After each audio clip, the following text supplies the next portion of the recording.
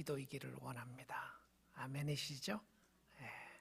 우리 하나님의 말씀 에베소서 6장 1절부터 9절 말씀 보겠습니다. 하나님의 말씀을 봉독해 드리겠습니다. 자녀들아, 주 안에서 너희 부모에게 순종하라. 이것이 옳으니라. 내 아버지와 어머니를 공경하라. 이것은 약속이 있는 첫 계명이니 이로써 네가 잘되고 땅에서 장수하리라. 또 아비들아, 너희 자녀를 노엽게 하지 말고 오직 주의 교훈과 훈계로 양육하라. 종들아, 두려워하고 떨며 성실한 마음으로 육체의 상전에게 순종하기를 그리스도께 하듯 하라. 눈가림만 하여 사람을 기쁘게 하는 자처럼 하지 말고 그리스도의 종들처럼 마음으로 하나님의 뜻을 행하고 기쁜 마음으로 섬기기를 주께 하듯 하고 사람들에게 하듯 하지 말라. 이는 각 사람이 무슨 선을 행하든지 종이나 자유인이나 주께로부터 그대로 받을 줄을 알미라.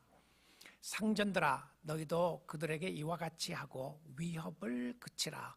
그들과 너희의 상전이 하늘에 계시고 그에게는 사람을 외모로 취하는 일이 없는 줄 너희가 알미라.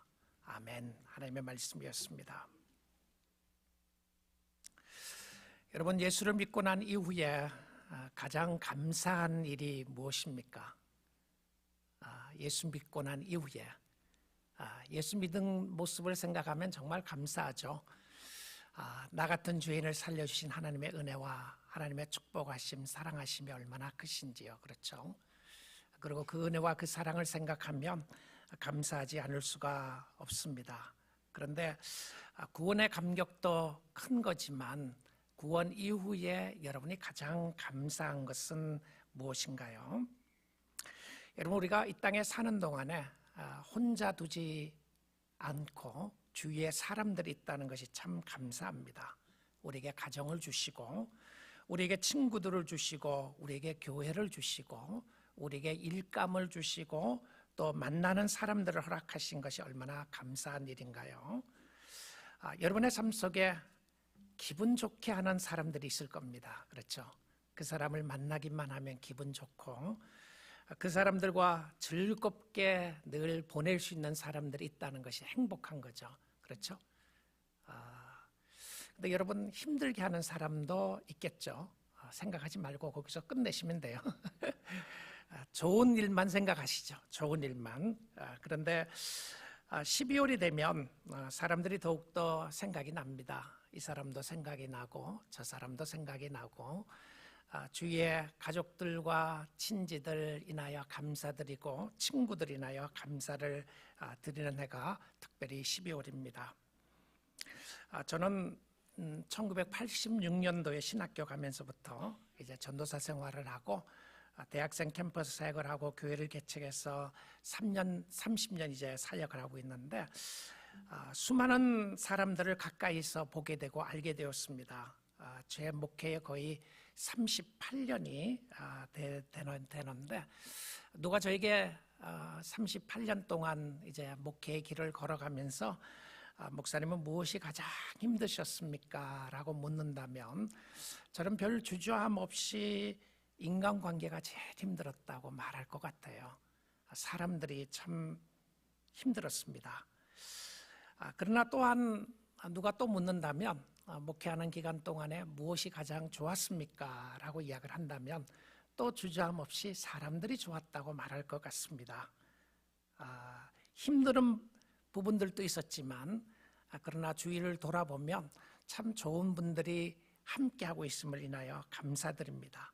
가정을 인하여 감사하고 교회를 인하여 감사하고 또 여러분들이 귀한 분들이 격려하고 위로해 주신 분들이 옆에 있어서 참 감사하는 시간입니다. 여러분의 삶 속에도 아마 돌아보면 감사한 모습들이 많이 있을 거라고 생각이 됩니다. 예수님 때문에 사람이 변하고 예수님 때문에 새로워지고 예수님 때문에 은혜 받고 예수님 때문에 만난 사람들 정말 귀하고 아름다운 사람들이죠.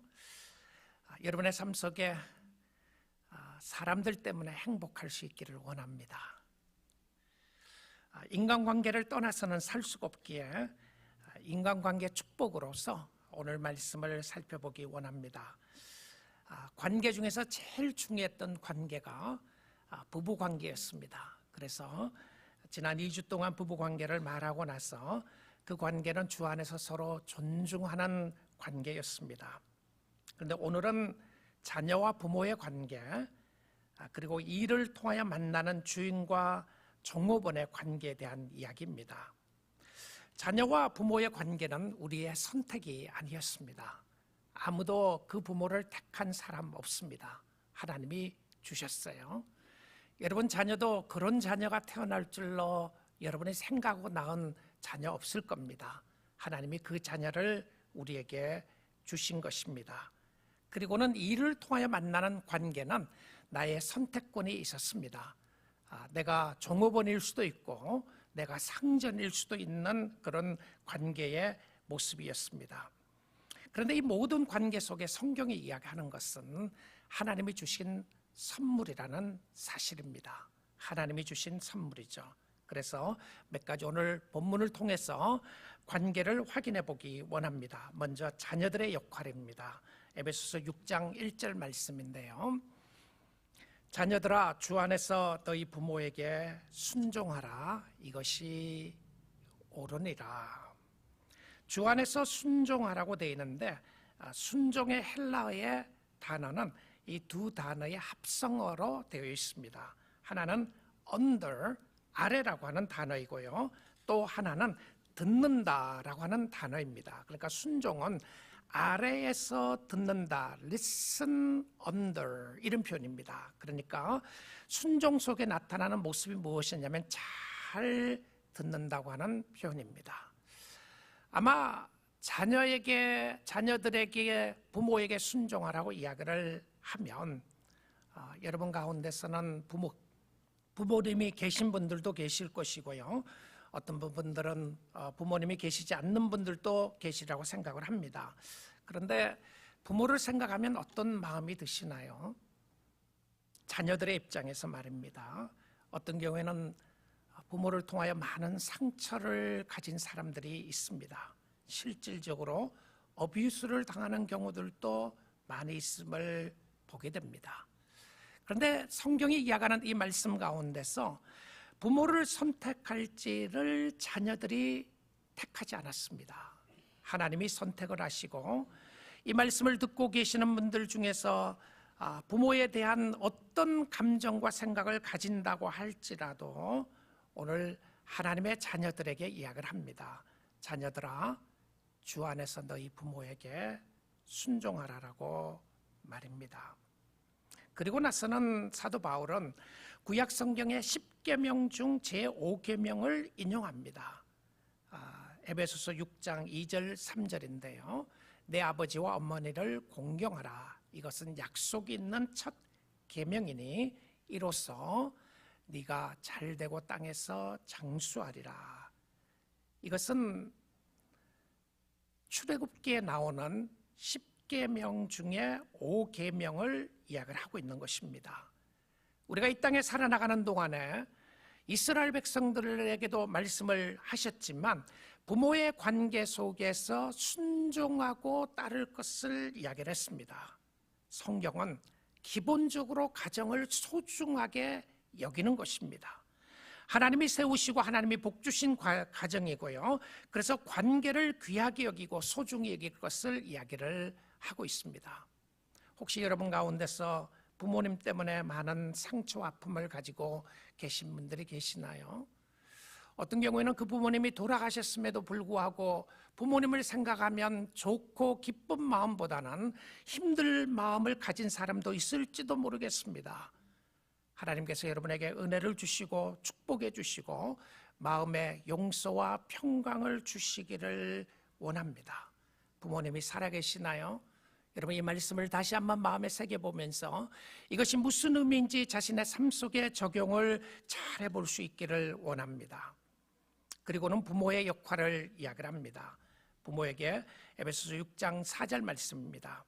또 아비들아 부모들아 너희 자녀를 노엽게 하지 말고 오직 주의 교훈과 훈계로 양육하라. 부모가 자녀에게 해야 할 것은 자녀를 노엽게 하지 말고 오직 주의 교훈과 훈계로 양육하라라고 되어 있습니다. 이 노엽게 하지 말려고 하는 말을 공동번역에서는 자녀의 마음에 상처를 입히지 말고 이렇게 번역을 했고요. 현대인의 번역에서는 자녀의 감정을 건드려 화내게 하지 말고라고 되어 있습니다. 혹시 여러분 자녀들 중에서 이 말씀은 우리 부모가 들었으면 좋겠다는 사람들이 있으시죠? 어쩌면 에베소서 6장 1절 말씀을 생각을 하면 이것은 나의 역할이 아니라 다른 사람이 들었으면 좋겠다고 생각할 때가 있음을 보게 됩니다. 그런데 우리는 우리의 역할이 무엇인지를 바로 알고, 어떤 분들은 부모님도 살아계시고 어떤 분들은 또 자녀들도 있는 분들이 계실 텐데, 이 상황 속에서 나의 역할이 무엇이며 내가 어떻게 살았는지를 한번 돌아보면 좋겠습니다. 우리 자녀들은 나 때문에 노여워하는 모습은 없는가? 힘들고 어려워하는 모습은 없는가? 제가 피스메이커 세미나를 하다가 젊은 친구들이 이런 이야기를 했습니다. 내 평생의 소원이 우리 아빠가 나에게 한 번만이라도 잘못했다는 말을 한다면 내 평생 소원이 없을 것이라고 이야기를 했습니다. 놀랍게도 그분의 아버지가 선교사님이었습니다. 제가 아는 사람이었어요. 그래서 제가 그 자매에게 이야기를 했어요. 제가 혹시라도 중간 역할을 해주기를 원하느냐. 그랬더니 아마 그러면 자기를 더 미워할 것이라고 그랬습니다. 여러분, 자녀나 부모에게 공통적으로 있는 모습 중에 하나는 많은 아픔과 상처일 것이라고 생각을 합니다. 부모는 부모들 아픔이 있고 자녀는 자녀대로 아픔이 있고, 우리가 뉴스를 통해서 보아도 부모의 고통이 있고 자녀들의 고통이 있음을 바라보게 됩니다. 아마 성도들의 삶도 예외가 아닐 것이라고 생각을 합니다. 우리 사랑하는 주님께서 우리의 심령 가운데 함께 하시고 축복해 주시기를 원합니다. 나의 역할이 무엇인지를 한번 돌아보면서 성령께서 우리의 심령 가운데 주시는 하나님의 은혜와 축복하심을 볼 수 있기를 원합니다. 그런데 노엽게 하지 말아야 될 목적이 있었습니다. 골로새서 3장 21절 말씀인데요. 아비들아, 너희 자녀를 노엽게 하지 말지니, 노엽게 함으로 말미암아 나타나는 모습이 무엇이었냐면 낙심할까 함이라 라고 하는 표현이었습니다. 자녀가 부모 때문에 낙심하고 근심하고 좌절하고 자기 자신의 엄청난 상처와 아픔을 당하는 모습을 이야기해주고 있는 것입니다. 우리는 가정의 여러 가지 잘못되고 어려운 부분들을 볼 때마다 하나님의 은혜가 필요한 사람들입니다. 우리는 많은 사람들이 브로큰 패밀리에서 온 것을 알고 있습니다. 우리는 이 땅에 살아가면서 정상적인 가정보다는 비정상적인 가정 속에 아픔과 고통이 많이 있는 것을 바라보게 됩니다. 그런데 성경은 이 상황 속에서 우리에게 무엇을 이야기해주고 있나요? 서로의 잘못을 고백할 수 있는, 서로에게 어떤 요구를 하기 이전에 나의 책임과 나의 의무가 무엇인지를 바로 아는 것이 중요하다는 생각이 듭니다. 어쩌면 여러분 이런 생각하실지 모르겠습니다. 우리 가운데서 우리 부모는 절대 변하지 않을 거야. 우리 아이들은 내가 아이들에게 잘못한 거는 내가 하나도 없어 라고 하는 사람들이 있을지도 모르겠어요. 우리가 돌아보게 되면 하나님의 은혜가 필요하고 하나님의 역사하심이 필요함을 바라보게 됩니다. 성도의 중심 속에 힘들고 어려운 부분이라고 할지라도 하나님의 주권적인 섭리를 우리가 믿는다면, 여러분이 있는 형편과 상황 속에서 하나님이 주신 모습을 인정한다면, 하나님이 우리 부모를 우리에게 허락하셨고 하나님이 우리의 자녀들을 우리에게 허락하신 것은 실수함이 없으신 하나님의 계획이 있다는 것을 믿으시나요? 저는 여기에서 성도들의 모습이 나타난다고 생각을 합니다. 세상적인 모습으로서 보게 되면 여러 가지 아픈 일이든지 슬픈 일이든지 좋은 일이든지 상황과 형편에 따라서 다를 수가 있겠지만, 성경이 객관적으로 우리의 심령 가운데 이야기하고 있는 것은 무엇이었냐면 하나님께서 허락하신 가정의 모습이었습니다. 그리고 그 모습을 인하여 감사할 것을 이야기를 하고 있는 것입니다. 우리는 오늘도 하나님의 은혜를 사모해야 합니다. 가정에 하나님의 은혜를 사모하고 하나님 앞에 나아가야 되는데, 하나님의 은혜의 자리에서 떠나면 끊임없이 자신의 생각이 중심이 되어 살아가게 되어 있습니다. 하나님의 은혜의 자리에서 떠나면 우리의 심령 속에 있는 아픔과 고통과 여러 가지 힘든 일들을 해결하기가 어렵다는 것이죠. 결국 우리의 마음을 어루만지시고 우리의 심령을 어루만지시는 분은 하나님의 은혜의 역사라는 것을 알게 됩니다. 사람이 어떻게 변화되는가라고 하는 책을 쓴 폴 추립 목사님은 말하기를, 하나님이 아니면 그 무엇이 혹은 그 누구가 우리의 심령 속에 자리를 잡고 있다라고 이야기를 합니다. 근데 그 누구나 그 무엇이 자리를 잡고 있는 것이 결국은 우상의 모습이라고 이야기를 하고 있어요. 그리고는 그 모습을 이렇게 설명을 합니다. 만약에 우리의 심령 속에 관계에 있어서도 그렇고요, 또 어떤 모습 속에서도 하나님이 아니라 내가 그 무엇과 그 누구가 내 중심에 있게 되면 이런 모습이 있다는 것을 말하고 있습니다. 첫째는 영적인 것보다 육적인 것이 더 중요하다. 여러분 어떻습니까? 어떠시나요? 영적인 것보다 육적인 것이 더 중요하다. 먹고 사는 것이 최고이다. 혹시 그런 생각을 하시나요? 결국은 잘 먹고 잘 살기 위해서 내가 교회를 가는 것 아니냐, 혹시 그런 분 계시나요? 두 번째입니다. 영원한 것보다 일시적인 것이 더 가치 있다. 자, 우리가 고민하고 갈등하는 모습 중에 하나가 무엇이었냐면, 영원한 것보다 일시적인 것에 대해서 보이지 않는 세계보다 보이는 세계가 더 중요하고 이것이 전부인 것처럼 생각할 때가 있다는 것입니다. 그 다음에 세 번째는 하나님과의 관계보다 사람과의 관계가 우리를 더 만족시킨다. 저는 이 모습을 한번 점검해 보고 싶습니다.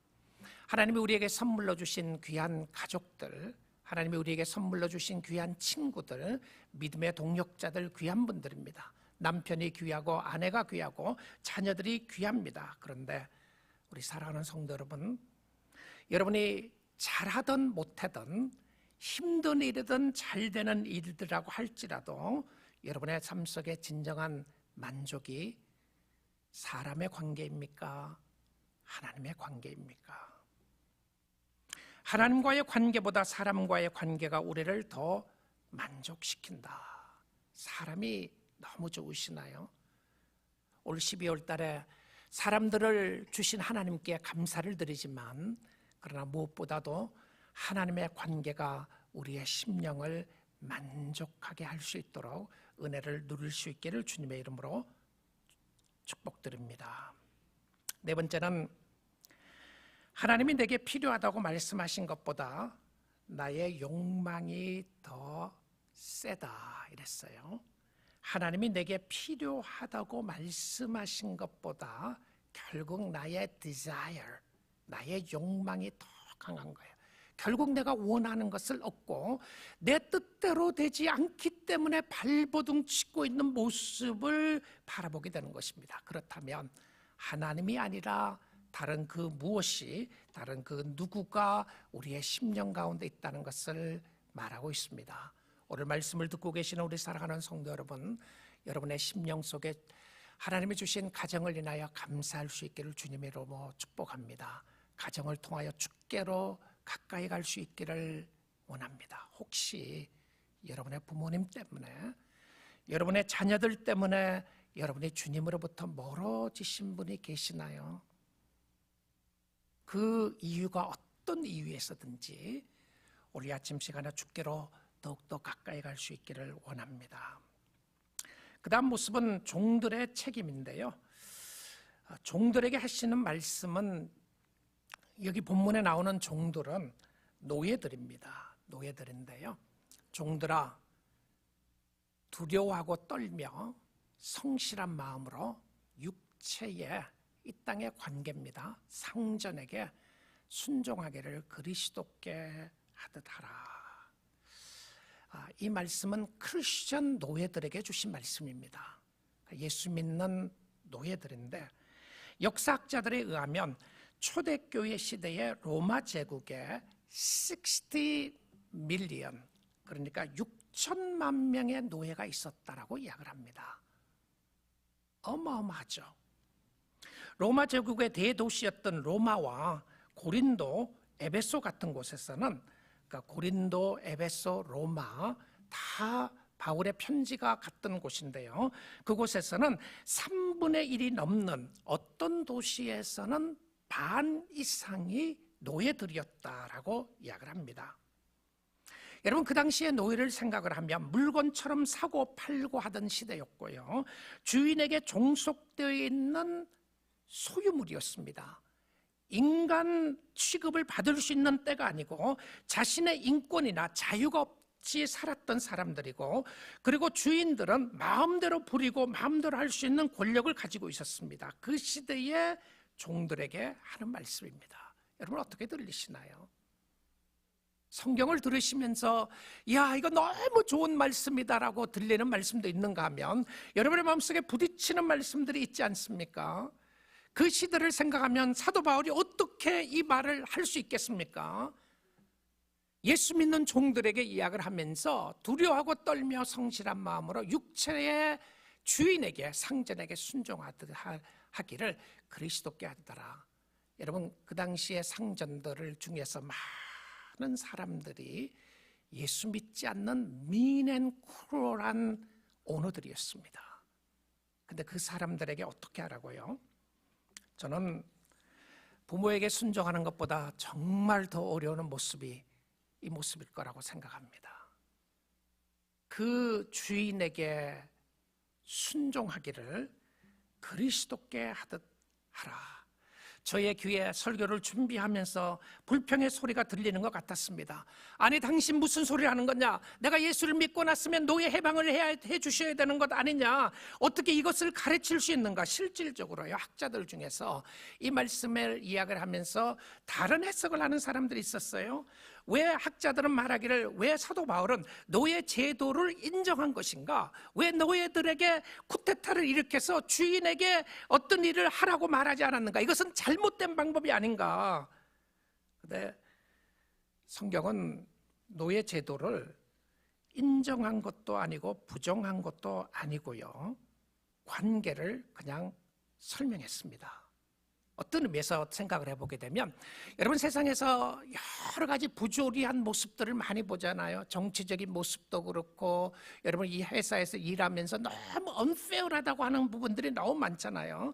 그 상황 속에서도 주시는 말씀이 무엇이었냐면, 이것이 잘못됐다 잘했다고 하는 이야기를 하지 않고 실질적으로 크리스천들에게 하시는 말씀은 너의 관계, 너는 어떻게 할 거냐, 나는 어떻게 할 것인가에 대한 이야기를 하고 있는 거예요. 세상의 임금들에게 복종하라, 이 말이 안 되는 소리 아니었습니까? 그 폴리티컬 리더들이 얼마나 악질들이었는데 말입니다.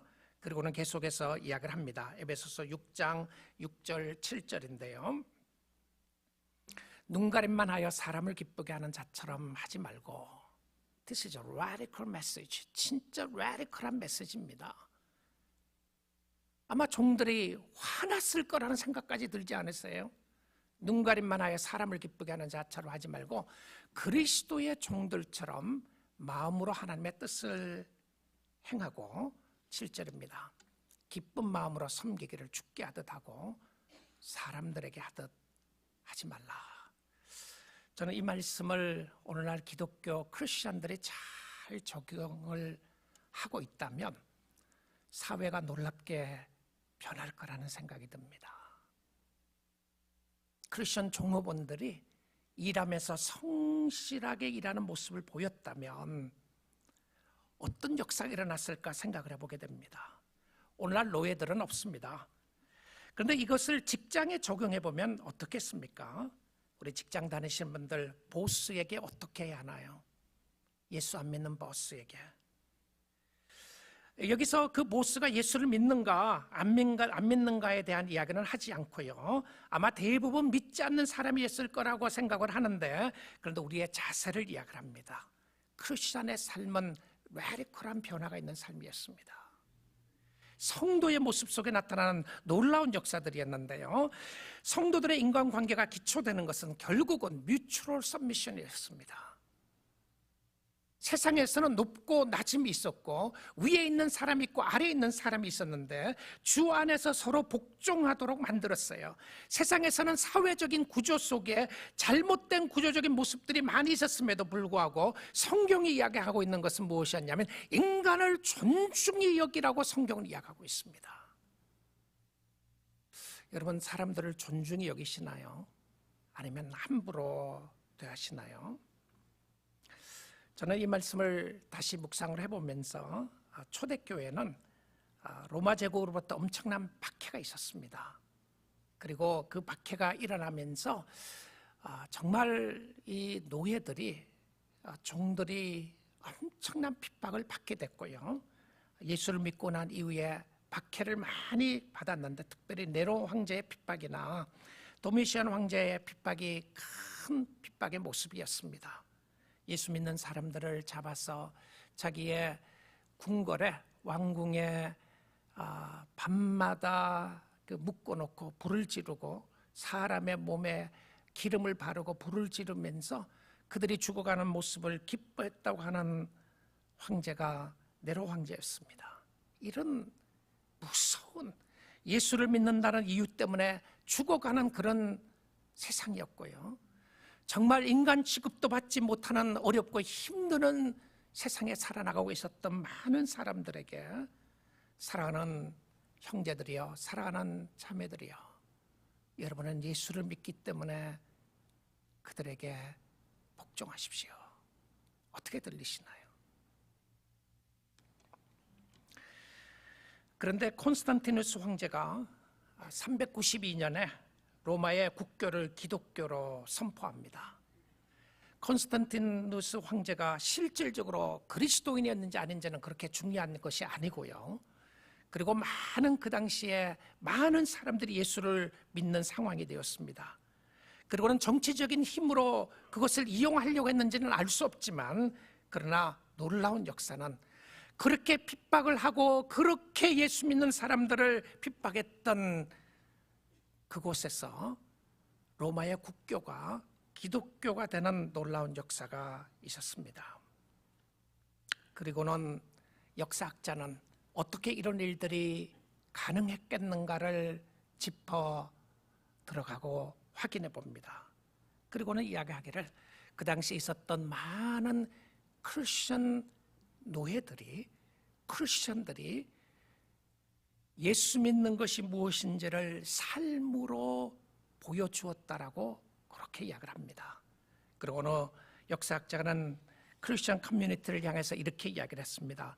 They were attractive community. They were attractive community. 그리스도인들의 커뮤니티는 매력적인 커뮤니티였다. 매력적인 사람들이었다.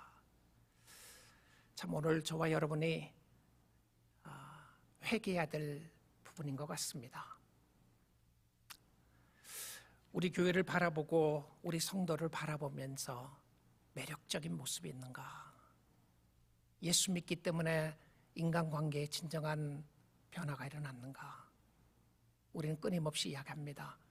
저 사람이 잘못했기 때문에, 저 사람이 잘못했기 때문에, 우리 부모가 잘못했기 때문에, 우리 자녀가 잘못했기 때문에 내가 이렇게밖에 살 수 없다.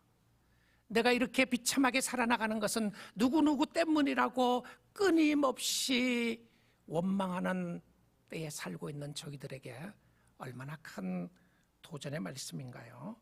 우리 사랑하는 성도 여러분, 여러분이 일하시는 곳에서 인정받기 생각해보면 어떻겠습니까? 내가 일하는 곳에서 내가 예수 믿는 사람이기 때문에 인정받는, 위에 보스들에게, 내 위에 있는 사람들에게, 내 아래에 있는 사람들에게 어떻게 대해야 할지를 다시 한번 확인해 보는 모습 말입니다. 자, 그 다음에 상전들의 책임을 이야기를 합니다.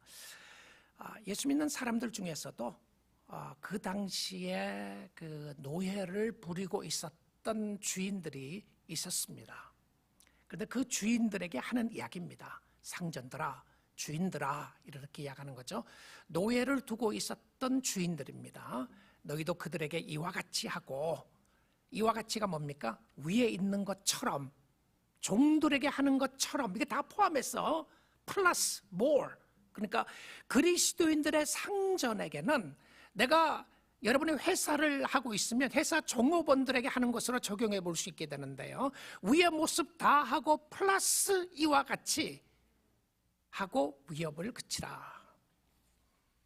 이는 그들과 너희의 상전이 진짜 주인이 하늘에 계시고 그에게는 사람을 외모로 취한 일이 없는 줄 너희가 알미라. 여기 위협을 그치라는 말은 윽박지르지 말고 협박하지 말라, 이렇게 번역되어 있더라고요. 협박하지 말라. 왜 그렇습니까? 우리의 진정한 주인은 위에 계신 하나님이라고 말하고 있습니다.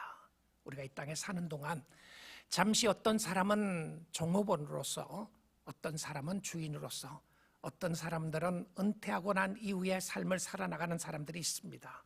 그런데 우리가 결국 모든 사람들이 내가 종업원이든 주인이든 나와 관계 속에 있었던 모든 상황 속에서 우리 위에 진정한 주인은 살아계신 하나님인 줄 믿습니다. 세상에서 사회적인 관계를 이야기를 하고요, 우리는 하나님 앞에서 결국 책임지는 사람들인데 세상에서는 다른 지위, 다른 신분, 다른 위치에 있다고 할지라도 결국 우리는 하나님 앞에서 살아가는 사람들이었습니다. 그래서 하나님 앞에 살아야 하는 것입니다. 에베소서 6장 8절이에요.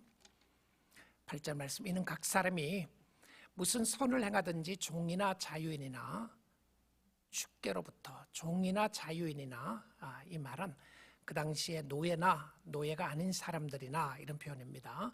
무슨 일이라든지 주께로부터 그대로 받을 줄을 알미라. 우리 마음속에 잘 새기면 좋겠습니다.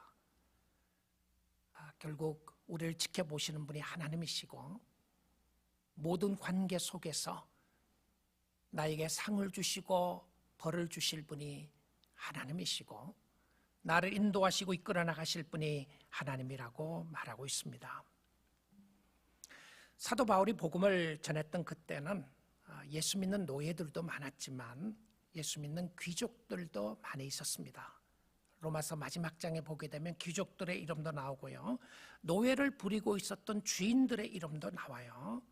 이 대표적인 주인과 노예 관계에서 노예가 도망간 사람이 빌레몬서에 나오는 모습입니다. 도망간 노예는 오네시모였고요, 빌레몬은 주인이었습니다. 그래서 오네시모가 로마에 가서 사도 바울을 만남으로 말미암아 예수를 믿게 되었습니다. 그리고 그를 돌려보내면서 빌레몬에게 이렇게 편지를 쓴 겁니다. 자, 그 당시에 풍습으로 생각을 하면 도망간 노예, 추노죠. 도망간 노예는 사살을 해도 되고 죽여도 되고 마음대로 해도 상관없는 그런 상황에 있었던 상황이었습니다. 도망간 노예가 예수를 믿게 되었습니다. 그를 다시 주인에게 돌려보내면서 빌레몬에게 이렇게 이야기를 합니다. 16절에서 20절 보겠습니다. 이후로는 종과 같이 대하지 아니하고 종 이상으로 곧 사랑받는 형제로 둘지라.